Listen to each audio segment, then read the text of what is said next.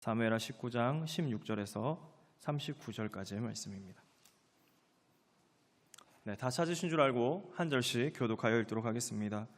바후림에 있는 베냐민 사람 게라의 아들 시므이가 급히 유다 사람과 함께 다윗 왕을 맞으러 내려올 때에 베냐민 사람 1000명이 그와 함께하고 사울 집안의 종 시바도 그의 아들 15과 종 20명과 더불어 그와 함께하여 요단강을 밟고 건너 왕 앞으로 나아오니라. 왕의 가족을 건너가게 하며 왕이 좋게 여기는 대로 쓰게 하려 하여 나룻배로 건너가니 왕이 요단을 건너가게 할 때에 게라의 아들 시므이가 왕 앞에 엎드려 왕께 아뢰되 내 주여 원하건대 내게 죄를 돌리지 마옵소서.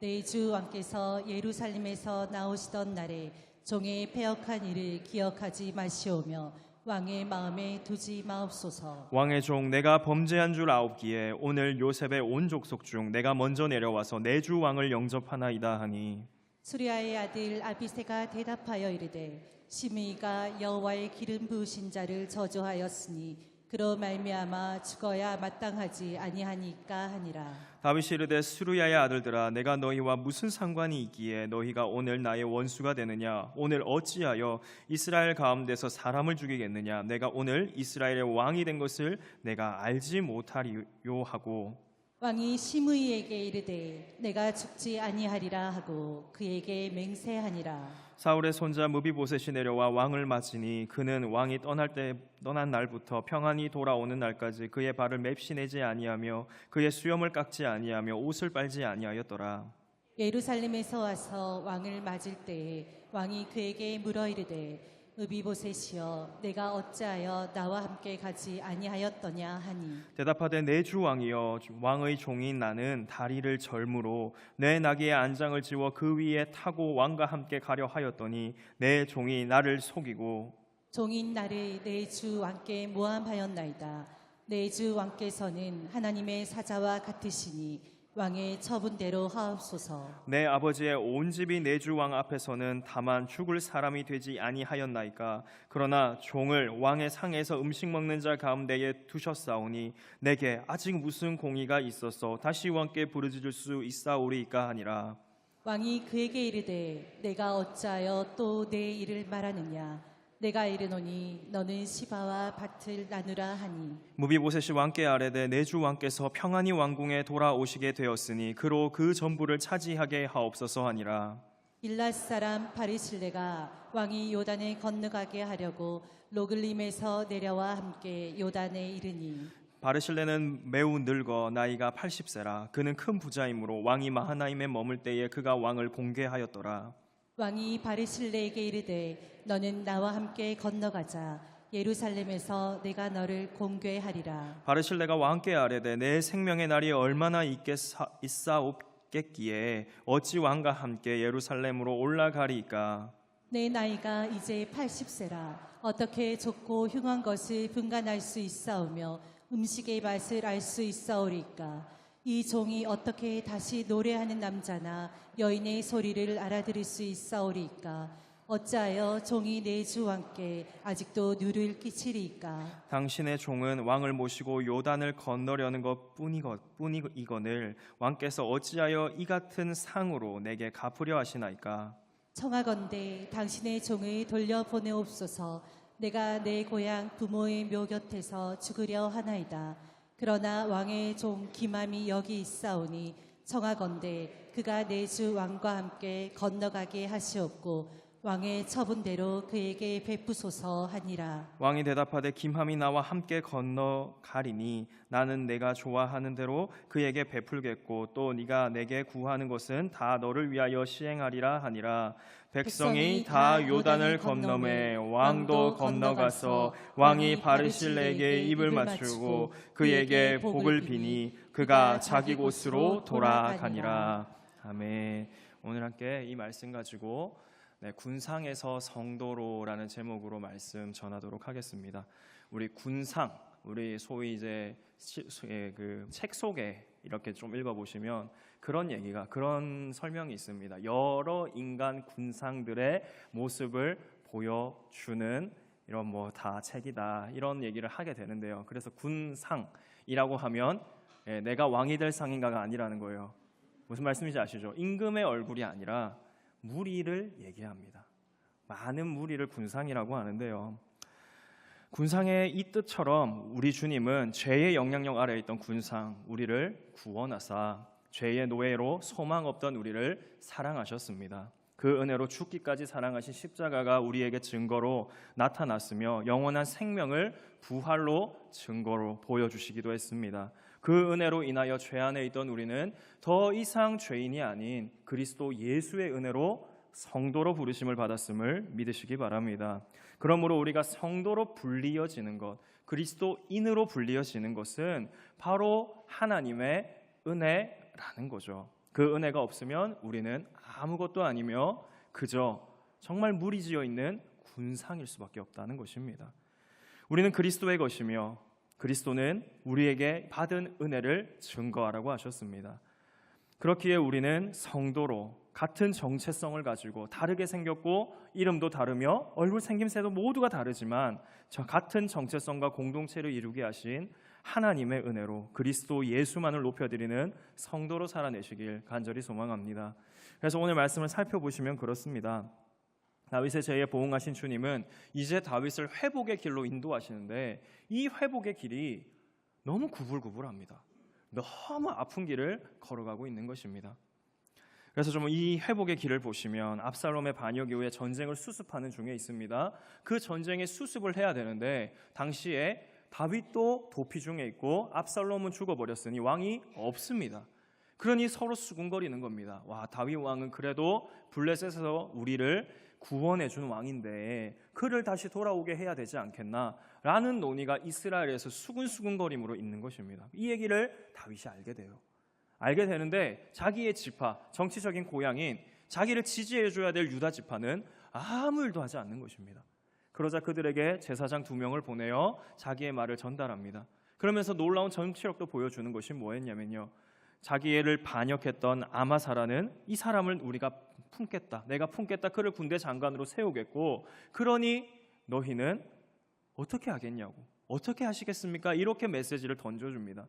그렇게 할 때 다윗을 향하여 모두가 하나같이 마음이 기울어 왕과 신하들에게 돌아오소서, 다시 돌아오소서 왕으로 세워주겠다는 것입니다. 이전에는 그랬습니다. 다윗이 헤브론으로 올라가서 있을 때 이 유다 사람들이 와서 다윗을 왕으로 삼았다면 이제는 이 죄의 보응으로 말미암아 무너진 모든 것들 가운데 하나님께서 다윗으로 하여금 다시 일어나게 하시더니 다시 일어난 그에게 회복의 과정을 걷게 하시지만 그 회복의 과정 하나하나가 은혜이지만 이것은 너무 아프다라는 것입니다. 그렇게 다윗에게로 기울어졌고 이제 다윗은 유다 왕으로 귀환을 하는데 이 귀환 길에서 정말 많은 사람들을 만나게 됩니다. 그런데 이 사람들을 만나게 되는 이야기를 우리가 같이 한번 살펴볼 것인데요. 그 중에 첫 번째 인물이 시므이입니다. 시므이라는 인물인데 시므이는 바후림에 있는 베냐민 사람 게라의 아들이라고 소개되어 있습니다. 그런데 이 사람이 함께 올 때 무려 몇 명이 오냐면요, 1000명이 같이 옵니다. 1000명. 왕이 예루살렘으로 돌아간답니다. 얘기를 듣자마자 이 시므이가 1000명을 데리고 왔다는 것입니다. 그리고 그 중에는 시바라는 사람이 있었고 이 사람은 자기 아들 15명과 종 20명을 데리고 나타났다라는 거죠. 왜 우리가 지금 이 사람을 주목해야 되냐면 시므이는 어떤 사람이었냐면 이제 하나님께서 다윗에게 보응하심으로 다윗이 쫓겨나게 다닙니다. 압살롬이 이제는 막 반역을 일으켜 그 반역으로 말미암아 쫓겨나서 도망 생활을 하게 되죠. 그 도망 생활에 다윗이 바후림을 지나갈 때 그를 향하여 저주하던 사람입니다. 피 흘린 자야, 피 흘린 자야, 떠나가라. 하나님께서 사울 집안에 했던 너의 모든 죄악을 갚으시니 떠나가라, 떠나가라 하면서 저주하며 돌을 던지던 사람입니다. 그런데 다윗이 다시 왕이 된 겁니다. 비상이 걸린 거죠. 잘 보여야 죽지를 않습니다. 그러니 간 것입니다. 그러면서 우리 이 시므이가 그랬다면 이 또 한 사람은 시바라는 사람인데요. 이 사람의 이야기는 조금 있다가 보여주고 다윗 왕이 강을 건너려고 할 때 시므이가 왕 앞에 했던 얘기가 있습니다. 살아야 되잖아요. 살아야 되니까 하는 얘기가 있습니다. 같이 19장 19절을 한번 읽어보도록 하겠습니다. 같이 읽습니다. 시작. 왕께 아뢰되 내 주여 원하건대 내게 죄를 돌리지 마옵소서. 내 주 왕께서 예루살렘에서 나오시던 날에 종의 패역한 일을 기억하지 마시오며 왕의 마음에 두지 마옵소서. 네, 이 시므이가 1000명이랑 같이 왔다 그랬습니다. 1000명이랑 같이 왔다는 뜻은 뭘까요? 나는 이만큼 영향력이 있는 사람이라는 거예요. 그러니까 나를 죽이면 될까요? 안 될까요? 안 된다는 거예요. 그걸 어필하려고 1000명을 같이 데려왔고, 이제 왕이 강을 건너려고 할 때 그 앞에 엎드려 나의 죄를 잊어달라고, 용서해달라고 라는 얘기를 이제 하게 되는 것입니다. 그는 살아야 된다는 것이죠. 그때의 스루야의 아들 아비새가 이 시므이가 여호와께서 세우신 왕을 저주했으니 죽여야 되는 거 아닙니까? 라는 의견을 낼 때 다윗은 그를 죽이지 않겠다고 하죠. 왜냐하면 그는 아는 것입니다. 무엇을 아냐면요, 다시 왕이 됐음을 알아요. 왕자에서 떠나갈 수밖에 없었던 그가 하나님의 은혜로 다시 왕이 되는 이 날에 나는 사람 안 죽이겠다는 것입니다. 하지만 결국 시므이의 변한 태도를 우리가 주목해야 되는데, 이 시므이는요 어떤 사람이었습니까? 그는 어떤 군상을 가지고 있냐면 다윗의 쫓겨남이 하나님의 진노로 보았던 사람입니다. 하나님의 진노로 보았는데요, 그 진노가 어떻게 그를 그렇게 생각을 했는지를 사무엘하 16장 7절에서 8절은 이렇게 얘기합니다. 같이 한번 읽어보겠습니다. 시작. 시므이가 저주하는 가운데 이와 같이 말하니라. 피를 흘린 자여, 사악한 자여, 가거라 가거라. 8절도 있습니다. 같이 있습니다. 시작. 사울의 족속의 모든 피를 여호와께서 내게로 돌리셨도다. 그를 이어서 내가 왕이 되었으나 여호와께서 나라를 내 아들 압살롬의 손에 넘기셨도다. 보라, 너는 피를 흘린 자이므로 화를 자초하였느니라 하는지라. 네, 우리가 알기로 다윗이 반역 가운데 쫓겨나는 이유는 무엇입니까? 그의 죄 때문입니다. 그런가 하면 사울이 멸망한 이유는 무엇이었을까요? 하나님을 거절했기 때문입니다. 사울 때문에 우리가 잘 아는 그 말씀이 나오죠. 순종이 제사보다 낫고. 그 얘기가 그것 때문에, 사울 때문에 나오는 얘기거든요. 그렇다면 이 사울의 왕가가 오래되지 못하고 사울로 인하여 끝나버리는 것은 사울의 죄 때문이었습니다. 하지만 시므이의 판단은 어땠을까요? 그 사울 집안의 멸망은 다윗 때문이라는 것입니다. 그러니 그 다윗을 향하여 저주하며 돌을 던지는 행위를 했다는 것이죠. 이와 같은 태도는 곧 경외가 아닌 하나님을 아는 태도, 하나님에 대한 그 말씀 듣기보다 내가 원하는 방법과 내가 생각하는 방식대로 듣고 말하며 행동하겠다는 철저한 자기중심적인 태도의 발로가 아닌지 모릅니다. 얼마나 자기중심적인 삶의 태도로 이것을 일관하는지, 다윗을 향하여 그 어떤 죄를, 그 모든 죄를 사울의 집안으로 돌려보여요. 사울의 집안이 자기에게로 돌리고 회개해야 될 그 죄를 다윗에게로 돌리며 돌을 던지며 그를 향하여 이제는 저주받았다고, 이제는 저주받아 망할 거라고 얘기하고 있습니다. 하지만 다윗은 이걸 겸손하게 받아들이고 오히려 이것 때문에 여호와께서 나를 긍휼히 여겨주실 수 있다며 기도하기도 했습니다. 그렇다면 오늘 시므이의 행동을 우리가 보게 될 때 그는 하나님 중심이 아니었다는 것입니다. 철저히 자기 중심이며 동일하게 언약 백성이라는 그 나라 안에 살고 있지만 그는 하나님 중심이 아닌 자기 중심으로 내가 망한 이유는, 우리 가문이 망한 이유는 저 다윗 때문이라는, 하나님이 세우신 왕을 제대로 보지 못하는 우를 범하고 있다는 것이죠. 신명기서에는 왕에 대하여 이렇게 얘기합니다. 같이 신명기 17장 15절의 말씀을 같이 한번 읽어보겠습니다. 시작. 반드시 내 하나님 여호와께서 택하신 자를 내 위에 왕으로 세울 것이며 내 위에 왕을 세우려면 내 형제 중에서 한 사람을 할 것이요 내 형제 아닌 타국인을 내 위에 세우지 말 것이며. 네, 타국인이 아닌 이스라엘 사람으로서 하나님이 택하신 사람을 왕으로 세우라라고 말씀하셨죠. 그러면 이 말씀은 하나님께서 말씀하신 이 말씀대로 한다면 임의로 왕을 세울 수 있을까요? 없을까요? 없다는 것입니다. 하나님이 택하신 사람만 세울 수 있다는 것이죠. 이게 신명기적인 하나님의 말씀이죠. 그렇다면 동일합니다. 시므이가 말한 저주, 시므이가 말하는 판단과 그것은 모두가 자기 중심적인, 하나님 중심이 아니라는 것입니다. 그럼에도 불구하고 하나님은 다윗을 세우셨고, 세우신 다윗을 통하여 일하시기 위하여 다시 그를 회복의 길로 인도하시며 회복되게 하신다는 것입니다. 이것이 어디서 나타납니까? 하나님은 다윗과 언약을 맺으시는 장면에서 나타납니다. 나는 사울을 버린 것과 같이 너를 버리지 않을 거라고 말씀하셨죠. 모든 것 하나하나가 하나님의 은혜였으며 하나님의 섭리였다는 것입니다. 그렇듯이 우리의 성도됨을 우리는 동일하게 돌아보셔야 한다는 것입니다. 우리의 성도됨은 그리스도 예수의 은혜로 말미암음을 믿으시기 바랍니다. 우리의 성도됨을 우리는 돌아보셔야 합니다. 우리가 믿음을 가질만 해서가 아니었죠. 우리가 믿음이라는 걸 어느 날 길을 가다가 발견한 게 아닙니다. 누군가가 우리가 아는 대로 그 믿음을 주고 싶어서 준 게 아니라 우리 하나님께서 믿음을 주셨기에 믿을 수 있었다는 것을 믿으시기 바랍니다. 그래서 믿음 주신 주님, 그 주님으로 인하여 우리는 믿음의 생활을 할 수 있다는 것이죠. 이것은 우리의 믿음은 세상의 신과는 전과는 다른 것입니다. 세상의 신과는 어떻습니까? 이 신에게 잘 보이려면 108배라는 걸 해야겠고, 이 신에게 잘 보이려면 봉사와 선행을 해야 조금이라도 어여삐 봐주지 않을까라는 보상 심리가 들어가는 게 세상의 신관이죠.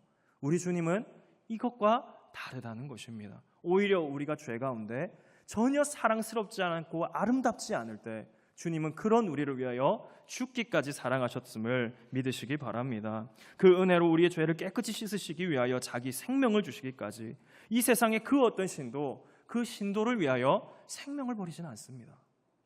어떤 신이 자기의 신도를 위하여 생명을 버리던가요? 없습니다.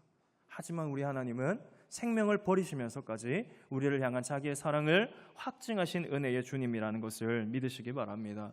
내 죄와 내 수치와 내 고난을 대신 담당하시며 그 십자가라는 놀라운 은혜를 허락하셨는데, 그래서 우리는 시므이를 우리의 좋은 반면교사로 삼아야 하는 것입니다. 나의 판단, 내가 원하는 대로 생각하고 싶고 내가 원하는 대로 듣고 싶은 우리의 눈과 귀와 우리의 잘못되어 있던 판단의 기준이 다시 말씀 중심으로 돌아오셔야 됨을, 십자가 중심으로 오셔야 함을 믿으시기 바랍니다. 이것이 군상이 아닌 성도로 살아가는 길임을 믿으시기 바랍니다. 그런가 하면 구약은 주님께서 분명한 말씀을 또 한 번 이렇게 말씀하시죠. 이사야 53장 6절의 말씀입니다. 같이 한번 보겠습니다. 시작. 우리는 다 양 같아서 그릇 행하여 각기 제 길로 갔거늘 여호와께서는 우리 모두의 죄악을 그에게 담당시키셨도다. 그러므로 우리는 성도로서 우리를 성도되게 하신 십자가를 본다면, 그 십자가를 바라본다면 이 십자가로 말미암아 주님의 은혜만이 밝히 보여야 함을 믿으시기 바랍니다. 결국 십자가는 우리를 향한 주님의 사랑이었지 않습니까? 결국 우리의 성도됨은 우리의 어떠함이 아닌 주님의 은혜라는 것. 그래서 시므이가 한 모든 행동과 이 판단은 철저한 자기 중심, 하나님 중심이 아닌 그 어떤 말씀도 모르고 말씀을 기준 삼지 않은 군상의 모습이라는 것이죠. 내 눈에 보이는 대로 듣고 싶은 대로 들으려고 하는 우리의 죄악된 본성이 주님의 십자가로 사랑하게 되며 사랑의 은혜가 있는 우리 열방의 모든 성도님 되시기를 간절히 소망합니다. 그래서 우리 찬송가 중에 그런 가사가 있습니다. 우리의 마음이 굳어졌던 우리의 마음을 녹이시고 사랑을 하게 하셨다라는 가사가 있습니다. 우리는 굳어졌던 마음이 성도되게 하심으로 사랑을 하게 하시는 그 은혜를 누리었음을 믿으시기 바랍니다.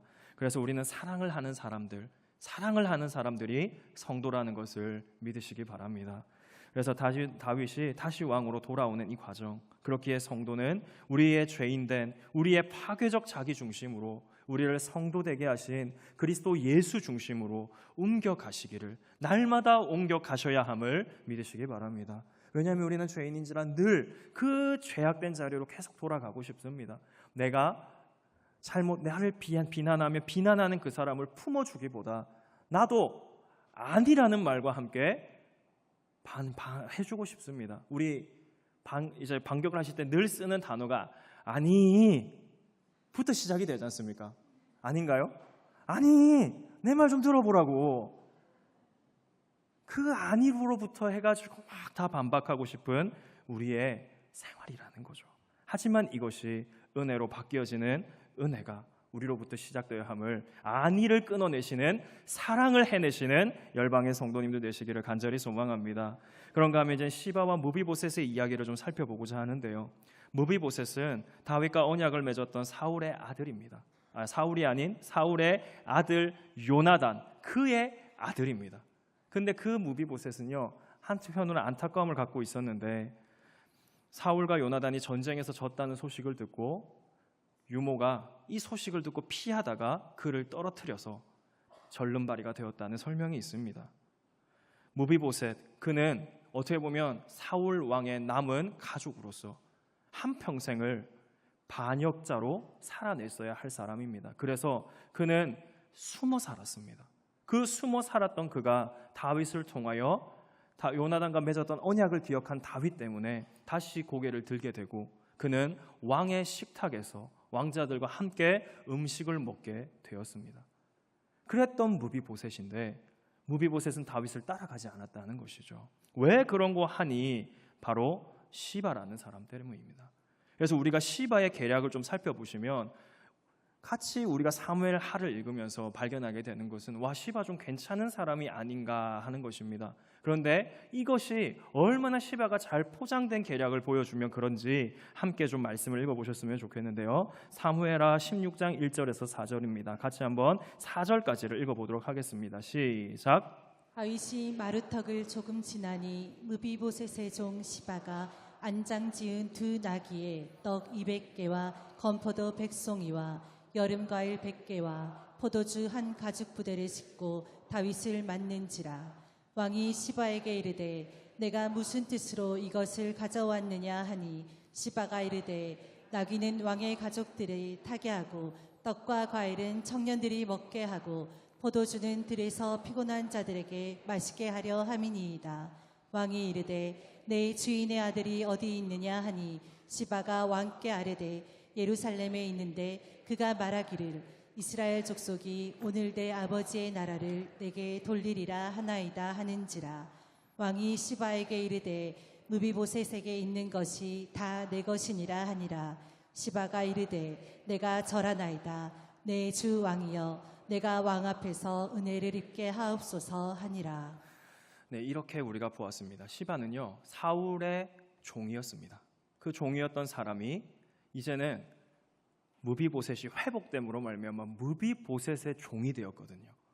그랬던 사람이 다윗이 피난길에 이르렀을 때, 피난 중에 있을 때 우리가 1절에서 4절처럼 보았듯이 그가 먹을 것을 가지고 다윗을 찾아가서 먹을 것, 마실 것, 나귀 데리고 가서 다윗에게 이거 왜 가져왔냐 그러니까 왕에게 먹이게 하려고요. 피곤한 사람에게 주려고요. 이러면서 무비보셋이 어디 있냐고 물었을 때 그는 중상모략을 하는 것입니다.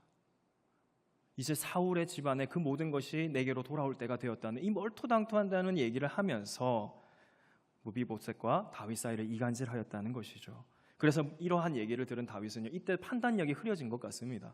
판단력이 흐려진 이 관계 속에 그는 무비보셋에게 사울의 모든 것들을 다 줘버립니다. 무비보셋에게 주었던 것 다시 시바에게 주는 장면이라는 것이죠.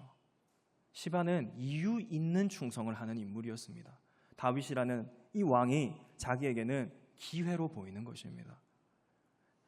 회복할 수 있는, 자기의 이전의 것들을 다시 가질 수 있는, 자기의 주인의 것을 자기의 것으로 삼을 수 있는 기회로 보았기 때문에 이 기회를 쳐버리지 않는 것입니다. 그런데 이 장면이 슬픔의 장면으로 보셔야 하는 것은 지금 이곳은 하나님의 나라입니다. 하나님이 율법을 주시며 그 율법 가운데 세우신 하나님의 나라, 어떻게 보면 하나님이 살아계심을 보여줘야 될 이방 나라들과 다른 법과 하나님의 나라라는 것을 보여줘야 될 그들인데요, 그들은 율법으로 금지한 일을 행하고 있습니다. 율법의 근본 정신은 사랑이라고 했습니다. 하나님 사랑과 이웃 사랑입니다. 그러면서 우리가 잘 아는 십계명은 사람에 대하여 하나님에 대한 계명이 있죠. 그러면서 8, 9계명에 어떤 얘기가 있습니까? 이웃에 대하여 거짓 증거하지 말라고 하였고 탐내지 말라고 하였습니다. 이 모든 계명이 바로바로 어겨지고 있는 것입니다. 자기 눈에는 그거밖에 안 보이는 것입니다. 하지만 시바는 이 율법 대신에 자기를 위하여 율법을 어기며 그 결과로 주인 무비보셋의 모든 소유를 가지게 되는, 어떻게 보면 우리가 볼 때는 똑똑한 사람인 것처럼 보여진다는 것이죠. 성도님들, 시바가 똑똑하게 보이지 않기를 간절히 소망합니다. 그가 똑똑히 보이시면 안 됩니다. 다윗은 그를 마주온 무비보셋을 보고 왜 함께 가지 않느냐고 물어봅니다. 무비보셋은 망가진 외모로 발도 씻지 않고 옷도 빨지 않고 다윗의 예루살렘으로 돌아오는 그날까지 그 시간까지 그러한 모습으로 살다가 이제는 다윗을 만나게 되었다는 것이죠. 그래서 그때에 그가 당한 일, 시바가 나를 비방한 일, 그 일을 말하면서 뭐라고 얘기하냐면요, 무비보셋은 다윗을 하나님의 사자와 같다고 얘기합니다. 그에게 왕은 다윗이라는 거죠. 다윗을 왕으로 인정하며 다윗의 처분을 받겠다고 합니다. 그러면서 그는 은혜 받은 사람으로서의 말을 하는데, 자신의 집안은 다윗 왕 앞에서 다 죽어야 될 사람, 사울의 집안이기에, 정적이기에 사라졌어야 될 사람인데 은혜를 받은 사람으로서 왕의 식탁에서 먹을 수 있는 영광도 주셨는데 내게 무슨 공의가 있어서, 무슨 염치가 있어서 이 은혜를 받을 수 있겠냐는 것입니다. 왕에게 구할 것이 아무것도 없다는 것입니다. 왕 앞으로 나와서 시바는 이 거짓말이 탄로 날까 봐 전전긍긍하며 달려왔다면, 무비보셋은 왕이 돌아옴으로 말미암아 기뻐서 왔다는 얘기를 한다는 것이죠. 더 본격적인 얘기는 사실 뒤에 있습니다. 어떤 얘기냐면요, 그러니 이 얘기를 들은 다윗이 내가 잘못 판단했구나 하면서 시바와 밭을 나누라고 해요.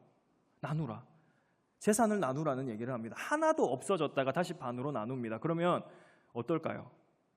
반도 좋지만 다 주셔도 좋지 않을까요? 이러면서 막 얘기할 수도 있잖아요. 근데 시바가 하는 얘기는 무엇이냐면요, 나는 아무것도 필요 없다는 것입니다. 왕만 돌아오시면, 왕이 돌아오셨으면 충분하다는 것입니다. 사실 이 세 명 가운데 가장 많은 것을 잃고 가장 손해보는 사람은요, 무비보셋입니다. 시바는 반만 잃었어요. 시므이도 죽지 않았습니다. 하지만 무비보셋은 다 잃었어요. 다 잃었는데도 이유 없는 충성을 그는 다하고 있다는 것입니다. 그러면서 우리는 다시 한번 성도 되게 하신 주님의 은혜를 같이 한번 묵상해 봤으면 좋겠습니다. 십자가는 우리의 어떠함이 아닌 주님의 은혜와 사랑이라고 했습니다. 넘치고 넘치는 사랑의 증거라는 것이죠. 그 사랑을 묵상하고 또 바라보지 않고 있다면 우리 역시 시바처럼 다른 마음을 품은 군상이 아닐까 싶습니다. 수많은 사람들이 예수님의 십자가 앞에 있었습니다. 그 십자가 앞에 누군가는 비방했습니다. 엘리야가 와서 구해주나 보자. 그 예수님을 향하여, 우리의 죄를 위하여 달리신 그분을 보고 수많은 얘기들을 쏟아냈죠. 수많은 비방들을 쏟아냈습니다. 그때의 예수님은 아무 말도 하지 않았습니다. 그렇듯 십자가 밑에 있는 군상들처럼 시바는 왕을 보지만 왕을 세우신 하나님의 은혜를 목격하고 왕으로 다시 돌아오게 하시는 하나님의 놀라움을 목격하지만 이것을 그저 기회로 생각하는, 알량함만을 보여주는 사람이라는 것입니다. 그런데 이러한 모습은요, 변하지 않는 것 같습니다. 세월이 지나도, 다윗 왕 때도 있었지만 예수님의 제자들조차 그랬습니다. 마가복음 10장 35절에서 37절의 말씀을 같이 한번 읽어보도록 하겠습니다. 시작. 세베대의 아들 야고보와 요한이 주께 나와 여짜오되, 선생님이여, 무엇이든지 우리가 구하는 바를 우리에게 하여 주시기를 원하옵나이다.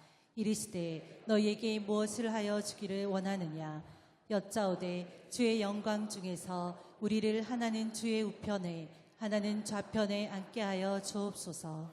사실 이 말씀 이전에 어떤 말씀을 하냐면요, 주님은 더욱더 고난에 대하여, 본인이 당신께서 고난 당하실 것에 대하여, 십자가의 길을 갈 것에 대하여 끊임없이 제자들에게 말씀하십니다. 그런데 제자 둘은 어떤 걸 생각합니까?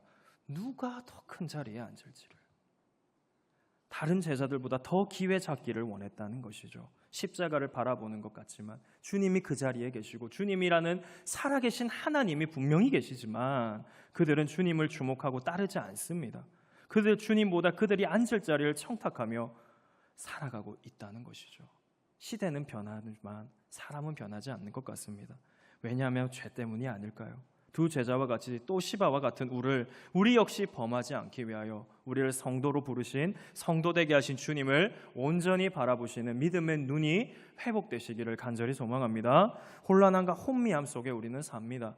죄악된 세상 속에 산다는 말입니다. 그럼에도 주님은 우리에게 말씀하셨죠. 나는 길이요 진리요 생명이니 나로 말미암지 않고는 아버지께로 올 자가 없다고 하시며 길과 진리가 되어주셨습니다. 우리 주 예수 그리스도를 온전히 붙잡기 위하여 주님께서 그래서 우리에게 주신 말씀을 더욱더 연구하기를, 복음 안으로 더 깊이 들어가기를, 우리 주 예수 그리스도만이 커 보이는 그 은혜를 누리기를 간절히 소망합니다. 그래서 다윗에게는 사실 위로가 없어 보입니다. 시므이를 보면 저주를, 시바는 다윗의 위기를 자신의 기회로 삼으려고 했던 거짓말쟁이였죠. 무비보셋을 만나기 전까지는 다윗은 무비보셋을 오해했다가 이제야 진실을 깨달은 것입니다. 그러니 이러한 상황 속에 바르실레는 다윗에게 위로가 되는 사람이었습니다. 바르실레는 당시에 80세라고 했고 큰 부자로서 다윗의 망명길에 있을 때 마하나임에서 왕을 공개했다고 했습니다. 이 역시도 아무 이유 없이 왕을 사랑하는 사람이었죠. 바르실레는 다윗을 요단으로 건너가게 하려고 요단으로 건너온 것이라고 하죠. 그래서 다윗은 그런 바르실레에게 함께 가자고 합니다. 내가 이제 예루살렘에서 당신을 공개하겠습니다. 당신이 나에게 주었던 것처럼 나도 베풀겠습니다라고 할 때 바르실레는 자신의 나이가 80인데 내가 어디를 갑니까? 라고 하며 사양한다는 것이죠. 어찌 보면 시므이라든지 어찌 보면 시바가 가장 원했을 길이었겠습니다. 왕의 옆자리, 왕과 같이 식탁을 먹는 그 자리, 어떻게 보면 가장 좋을 자리겠지만 바르실레는 거절하죠. 오히려 뭐라고 합니까? 나는 못 가겠으니 내 아들 김함에게나 당신이 하고 싶은 대로 해주십시오. 청탁인 것 같지만 자기가 못 가기 때문에 아들을 보내는 장면이기도 합니다. 다윗은 바르실레의 말대로 김함을 데리고 요단을 건너서 길갈로 가는데요. 이전의 인물들이 다윗의 마음과 이 말씀을 읽는 우리의 마음을 어렵게 하였다면 무비보셋과 바르실레는 우리에게 많은 생각을 하게 하는 사람이 되었으면 좋겠습니다. 이유 있는 충성, 원하는 것을 얻어내기 위한 충성이 아닌 이유가 없이 그저 하나님께서 세우신 인물이기에 사랑하는, 은혜를 받았기 때문에 사랑할 수밖에 없는 은혜를 이렇게 나타내는 인물이 우리 열방의 모든 성도님 되시기를 간절히 소망합니다. 무비보셋은 그랬죠. 너무 억울한 사람이었습니다. 너무 억울했어요. 중상모략으로 다 뺏겼는데, 왕도 나를 오해하는데 뭐 살 그게 없는 거 아닙니까? 그럼에도 왕에게 그의 억울함을 토로하며 떠난 날부터 돌아오는 날까지 처량하게 지나며 발도 안 씻고 옷도 빨지 않고 수염도 깎지 않으며 왕을 기다렸던 사람입니다. 그랬던 그는 다시 이제 똑같이 분배해 주겠다, 시바가 갖고 있는 건 네게 다시 주겠다, 그 얘기 들어도 필요 없다는 것이죠. 그러면서 왕이 궁으로 다시 돌아온 것만으로도 충분하다고 했었고, 이처럼 무비보셋은 은혜를 받은 사람으로서 이유 없는 충성을 하는 사람이라는 거죠. 시바의 비방으로 밭이 뺏겨도 다윗의 귀환을 기다렸고 귀환하자 이제는 밭도 필요 없다라고 얘기하는 사람. 몰락한 왕의 가문으로 발각되면 죽을까 했던 숨죽였던 사람이 왕의 식탁에서 먹을 수 있는 것, 그것으로 고개를 들게 되고 그것으로 말미암아 은혜로 살아가고자 하는 사람, 그 은혜를 갚으며 살아가고자 하는 사람. 은혜는 무비보셋과 같이 살아가게 하는 줄 믿습니다. 왕이 이처럼 사랑해 주니 그 역시도 사랑하지 않을 수 없다는 것이죠. 그리스도 예수의 은혜는 우리에게 이처럼 이유가 없는 충성을 하게 하는 줄 믿습니다. 성도는 이유가 없는 충성을 하는 사람들인 줄 믿습니다. 우리가 무엇을 주님께 얻겠습니까? 주님은 이미 다 주셨는데요. 자기의 생명도 아끼지 않으셨는데 그 주님 앞에 주님이 우리에게 아끼실 것이 무엇이 있겠습니까? 그렇기에 우리는 다 내어주신 그 은혜를 따르지 않을 수 없는 깊은 감동과 은혜 안에 살기를 늘 사모하시기를 바랍니다. 그런가 하면 바르실레는 다윗 당시 80세 노인으로 도패하는 중에 왕을 공개했다고 했습니다. 이제 왕의 자리로 돌아갈 때 왕을 도와 강을 건너가려게 하려는 사람, 역시 끝없이 왕을 대접하려고 하는 사람, 가장 취약할 때 다윗을 돕는 사람이었습니다. 가장 힘없을 때 다윗을 도왔죠. 바르실레에게 예루살렘으로 함께 갈 것을 제안하지만 그는 거절했습니다.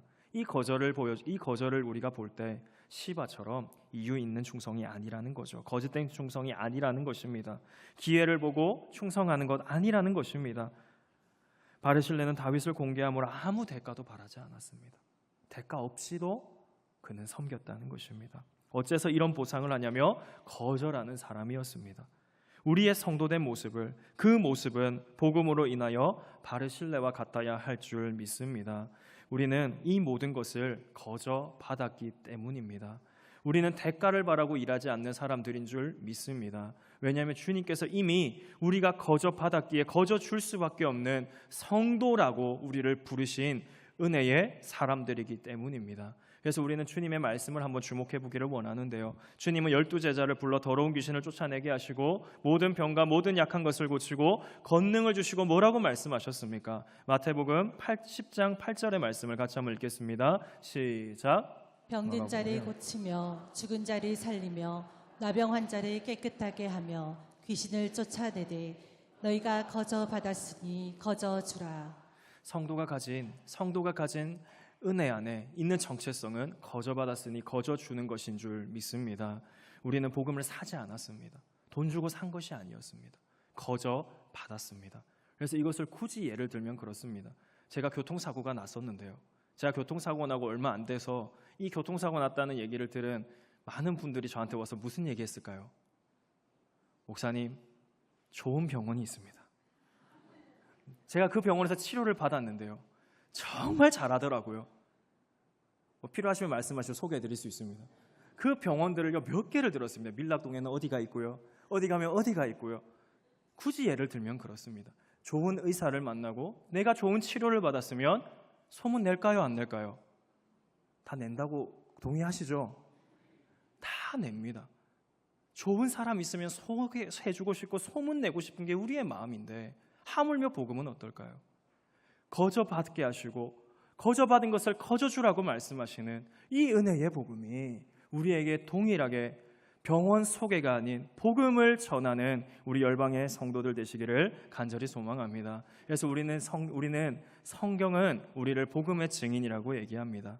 성도 되게 하신 복음의 온전한 증인, 병원 소문처럼 우리 역시 기쁨으로 복음의 증인으로 나를 구원하신 이 은혜의 복음을 동일하게 증거할 수 있기를 간절히 소망합니다. 그런가 하면 다윗은요 다시 왕이 되는데 회복의 길을 걷는데 이 회복의 길의 모습을 보니 너무 아픈 것입니다. 왜 아프냐면요, 언약 공동체에 있습니다. 언약 공동체예요. 하나님이 주신 율법을 가지고 율법으로 말미암아 정말 하나님을 사랑하고 이웃을 사랑하는 아름다운 믿음의 공동체가 되어야 될 것 같지만 그 공동체는 그렇지 않았다는 것입니다. 그들의 이득을 위하여 이득을 따르고 철저히 하나님이 아닌 자기 눈앞에 보여지는 것을 따라 살려고 살아가는 사람들이었다는 것이죠.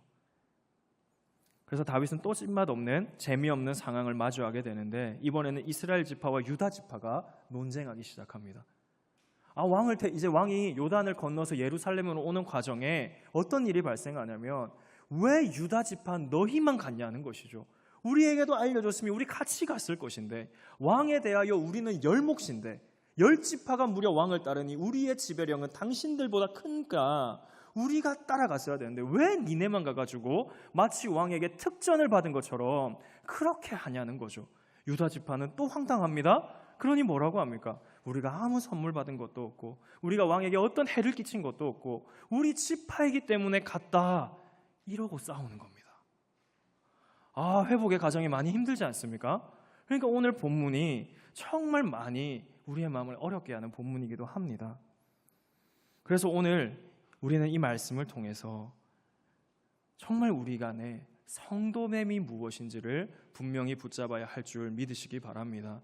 교회 안에 수많은 사람들이 있습니다. 정말 그 수많은 사람들 안에 우리는 그리스도 예수를 믿는 성도이시기를 간절히 소망합니다. 왜냐하면 우리를 주님은 성도로 부르셨기 때문입니다. 구경꾼이 아닙니다. 예배의 주변인이 아닙니다. 함께 예배를 드리며 하나님의 나라를 꿈꾸며 마라나타를 외치는 믿음의 사람들, 다시 한번 목장에 모여서 이 은혜의 말씀을 곱씹으며 주님의 은혜로 말미암아 살아내고자 하며 함께 눈물을 흘리며 함께 웃는 믿음의 공동체, 그 은혜로 부르심을 받은 성도의 모습이 그러할 줄 믿습니다. 그런데 이 이스라엘의 모습은 그렇지 않았다는 것이죠. 그래서 오늘 본문을 통해서 우리는 이러한 인생의 간사한 모습을, 자기의 이득을 위하여 움직이는 이 모습을 너무나 잘 주목하셔야겠습니다. 그래서 우리에게 결국 우리는 그것을 싸워내야 하는 존재라는 것입니다. 여전히 죄악으로 돌아가고자 하는 우리의 인간된 본성을 철저히 죽이며 그리스도 예수를 따라 살아가고자 하는 그 은혜가 우리 가운데 있으시기를 간절히 소망합니다. 그들에게 세워주시는 왕 다윗이 있습니다.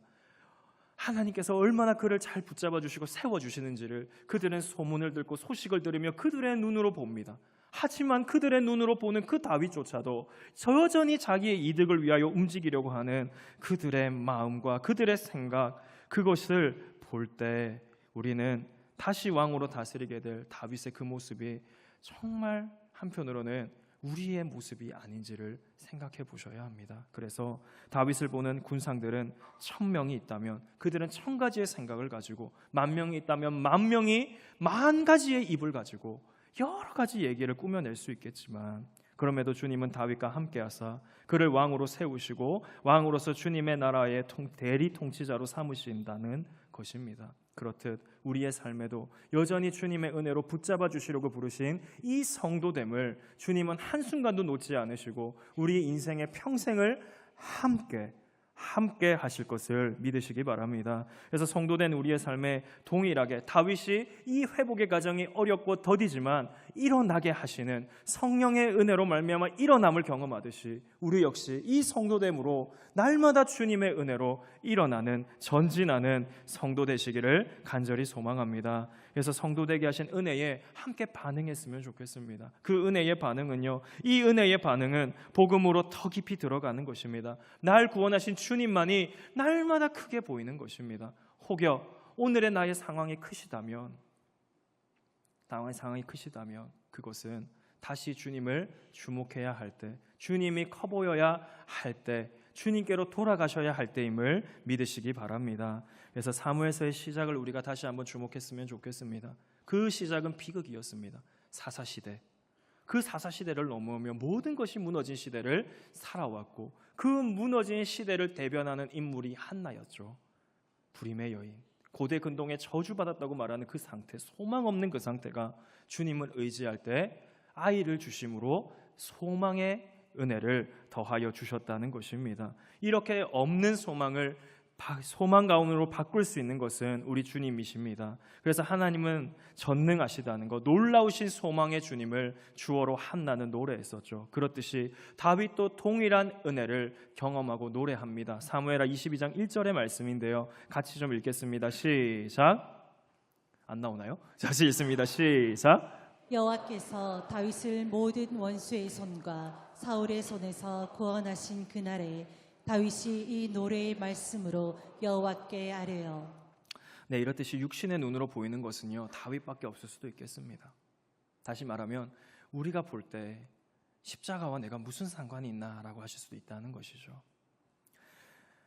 그와 함께 하시는 하나님께서는, 다윗과 함께 하시는 하나님은 다윗의 평생에 동행하시고 원수의 손에서, 사울의 손에서 건져내어 이 노래의 주어를 하나님으로 부르게 하는 은혜를 주셨습니다. 그렇다면 이제 다윗을 만나고 보는 사람들은 다윗을 어떻게 보셔야겠습니까? 다윗을 어떻게 보아야겠습니까? 그는 왕이었죠. 맞습니다.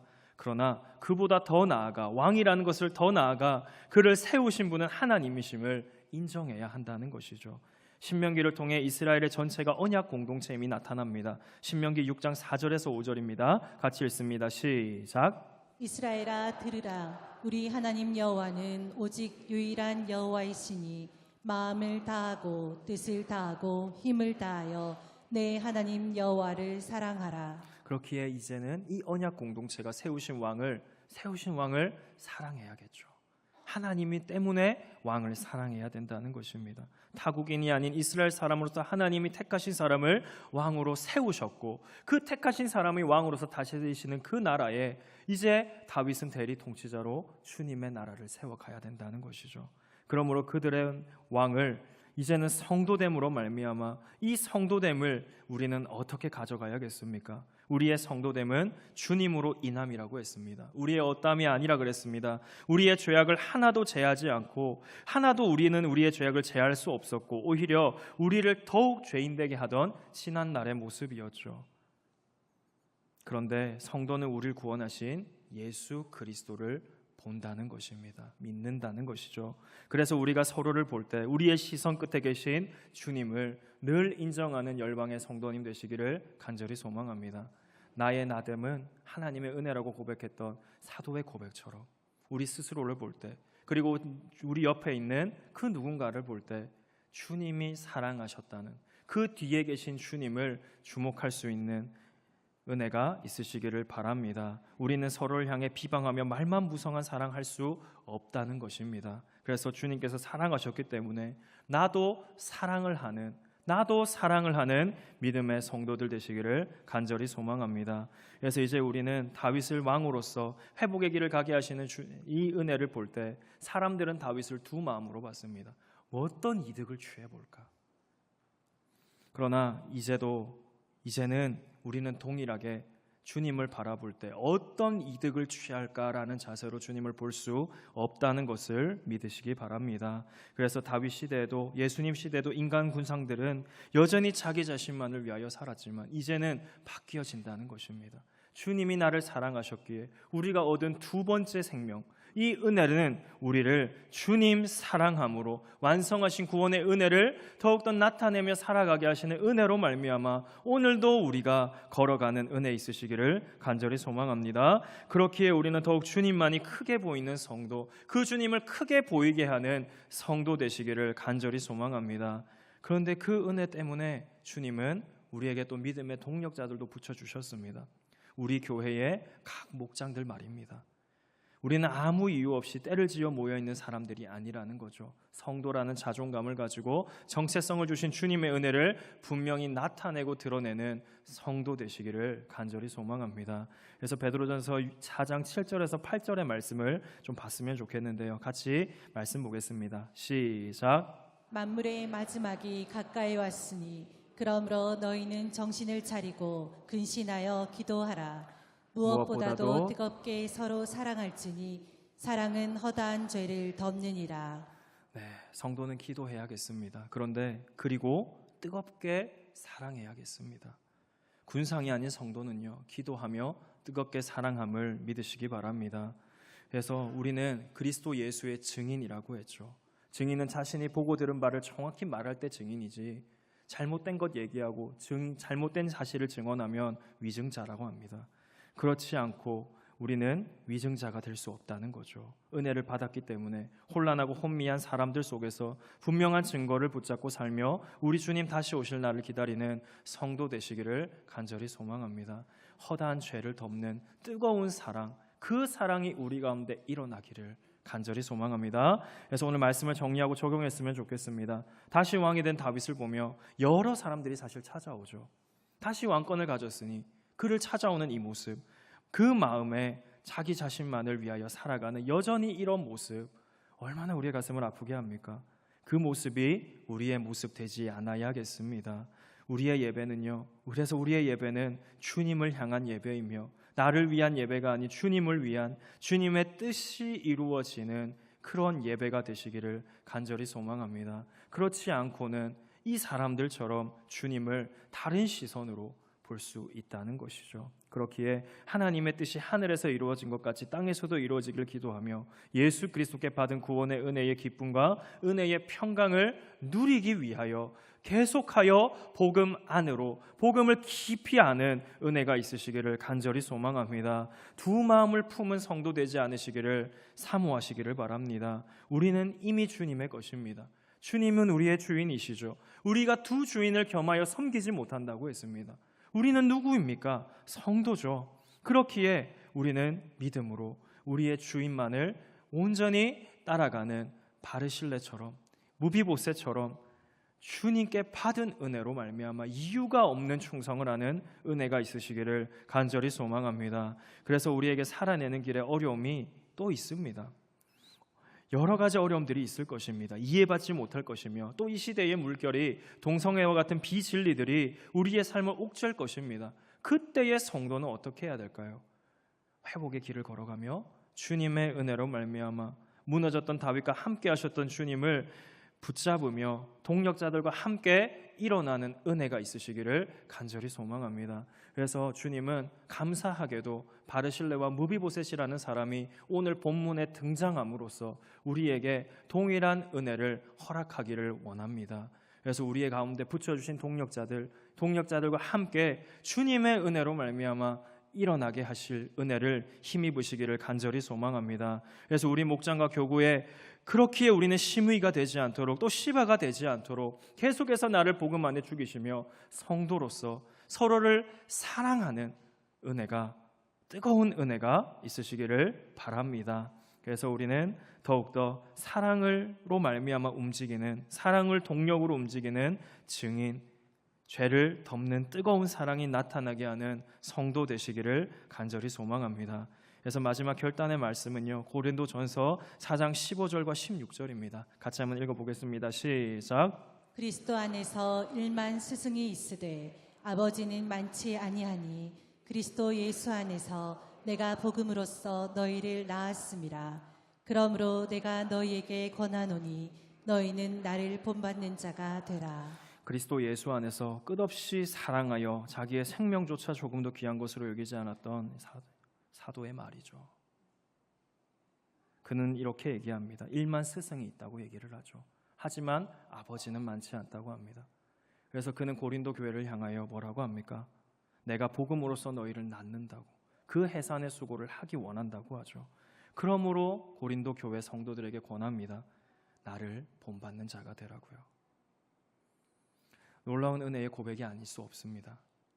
우리는 일만 스승이 아닌 복음으로 성도를 섬기며 낳는 은혜가 있으시기를 간절히 소망합니다.